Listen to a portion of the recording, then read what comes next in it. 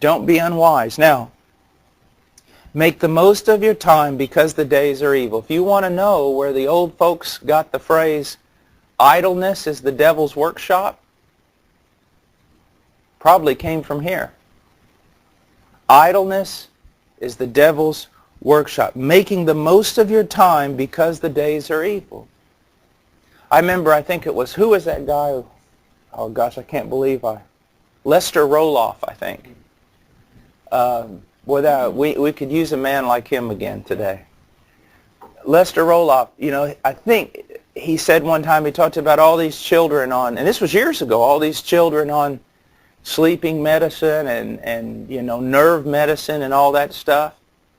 He said his dad took care of that problem. He said, my dad got me up before it was light and worked me on the farm until it was dark. I didn't have any problem going to sleep.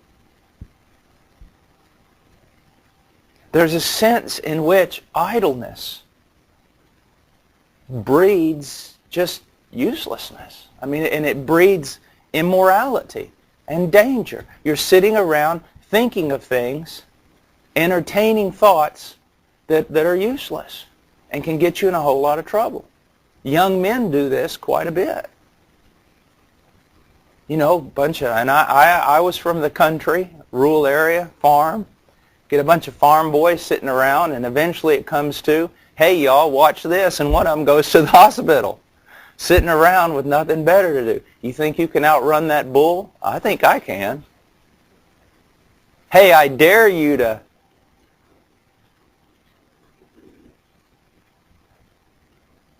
Instead of occupying our mind in the Scriptures and in the things of God. Now, that doesn't mean working all the time.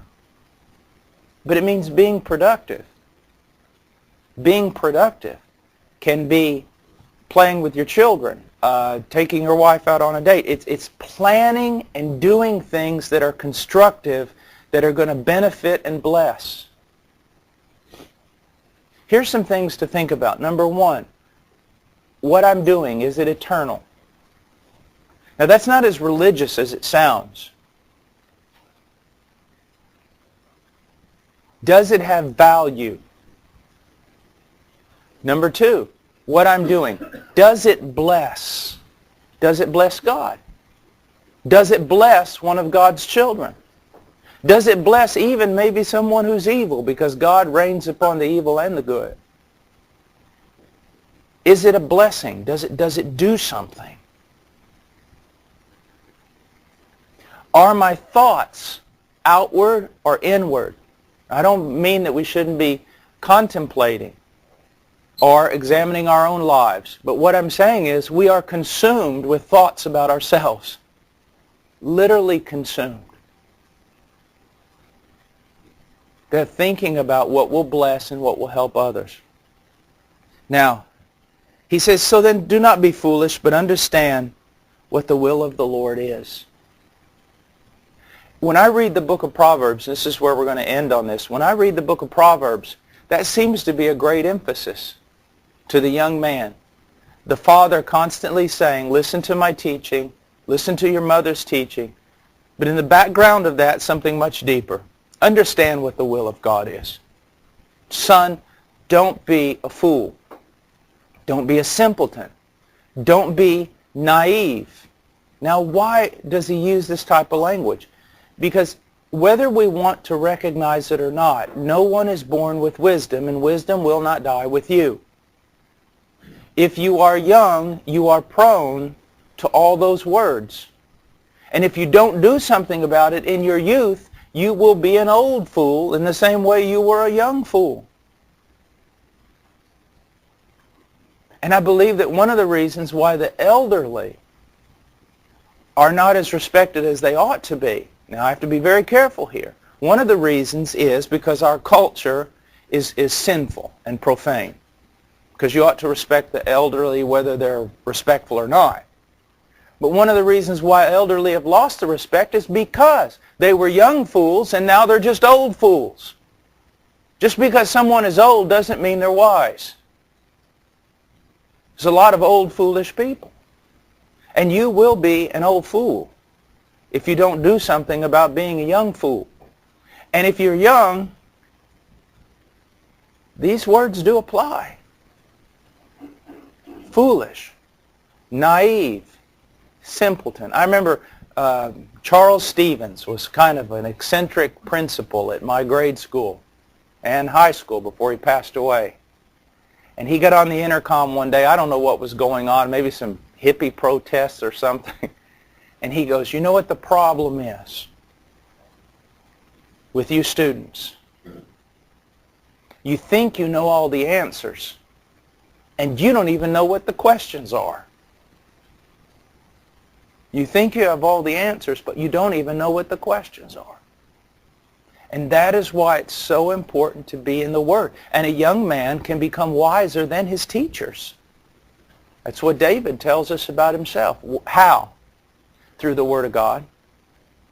Through simply reading, studying, meditating upon the Word of God. Now, where have I made mistakes? Number one, I've been driven by zeal and by need. What was the need of the moment? Okay? But if you're driven by the need of the moment, if you're driven by zeal, zeal without knowledge is very dangerous. If you're driven by need, then you're no longer proactive, you're reactive. And Jesus was not driven by need. Don't let anybody fool you with that type of romantic language. I mean, there were times when people wanted to see him and he said no. When he left this planet, there were a lot of sick people still on it.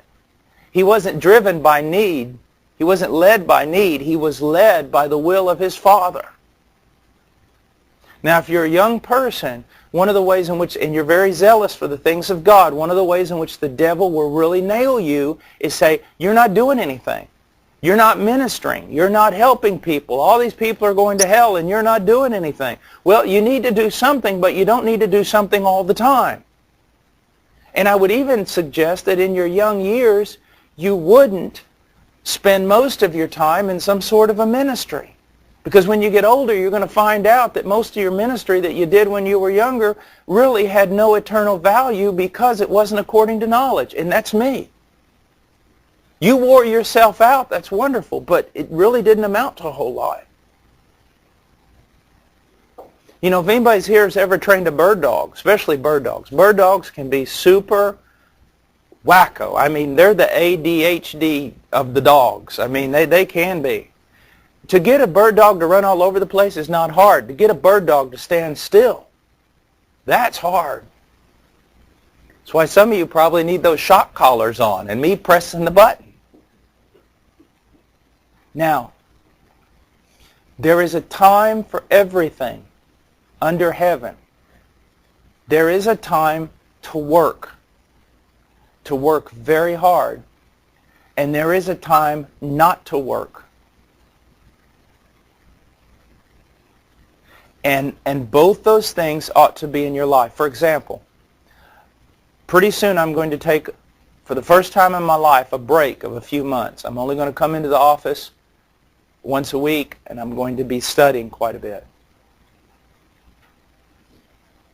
Now, a sabbatical can be a good thing, but my sabbatical is the result of foolishness. It's the result of foolishness. Why? I am completely spent. There's nothing left of me. And I better acknowledge it right now and do something about it, or I'm going to be in trouble. Now, why is that? Because of my piety? Because of just working every day? No. Maybe there was some desire to be pious, but the whole idea is this. If a man lives correctly every day, I'm not sure that he even needs a vacation. I'm not saying vacations are bad, don't get me wrong. But what I'm saying is, when you've got to take a long time off to recuperate, you're probably doing something wrong in your daily life. Do you see what I'm saying? We don't see Now, again, I'm not against vacations. I'm for them. So please, do not start some church based on the fact that you don't take vacations. Vacations can be good. We have the year of Jubilee. We have all these things going on, so let's not go there. But here's the point. In Israel, We see them working 6 days, really working, and we see them resting. Also, if you know anything about an agricultural community, I mean, sometimes just sitting down watching sheep eat all day, isn't that really tough of a job? So what I'm trying to say is, if you totally and completely wear yourself out, it could be because you're not living right.